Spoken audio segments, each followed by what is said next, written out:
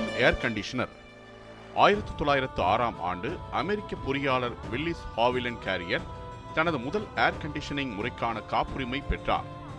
இந்த கண்டுபிடிப்பு நவீன குளிரூட்டல் தொழில்நுட்பத்தின் அடித்தளமாக கருதப்படுகிறது. அதற்கு முன் தொழிற்சாலைகள் மற்றும் அச்சகங்களில் வெப்பம் மற்றும் ஈரப்பதம் காரணமாக பெரிய சிக்கல்கள் ஏற்பட்டன.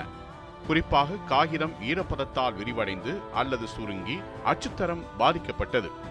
இந்த பிரச்சனைக்கு தீர்வாக வில்லிஸ் கேரியர் வெப்பநிலை மட்டுமல்லாமல் ஈரப்பதத்தையும் கட்டுப்படுத்தும் ஒரு இயந்திரத்தை வடிவமைத்தார். இதுவே உலகின் முதல் நவீன ஏர் கண்டிஷனிங் அமைப்பாக கருதப்படுகிறது. 1902ஆம் ஆண்டு அவர் இந்த அமைப்பை முதன்முதலில் நியூயார்க் நகரில் உள்ள சாக்கெட் வில்ஹெல்ம்ஸ் லித்தோகிராஃபிங் அண்ட் பப்ளிஷிங் கம்பெனி என்ற நிறுவனத்தில் நிறுவினார். அதன் வெற்றியின் அடிப்படையில் தனது கண்டுபிடிப்பை மேலும் மேம்படுத்தினார். இந்த மேம்படுத்தப்பட்ட தொழில்நுட்பத்திற்காக 1906ஆம் ஆண்டு வில்லிஸ் கேரியர் காப்புரிமை பெற்றார். இதன் மூலம் அவரது கண்டுபிடிப்பு சட்டப்பூர்வமான அங்கீகாரம் பெற்றது. கேரியரின் ஏர் கண்டிஷனிங் முறை முதலில் தொழிற்சாலைகள் மற்றும் வணிக நிறுவனங்களில் பயன்படுத்தப்பட்டது. பின்னர் திரையரங்குகள், அலுவலகங்கள், மருத்துவமனைகள் மற்றும் வீடுகளுக்கும் பரவியது. இந்த கண்டுபிடிப்பு மனிதர்களின் வேலை திறனை உயர்த்தியது, உடல் நலத்தை பாதுகாத்தது மற்றும் வாழ்விட வசதியை பெரிதும் மேம்படுத்தியது.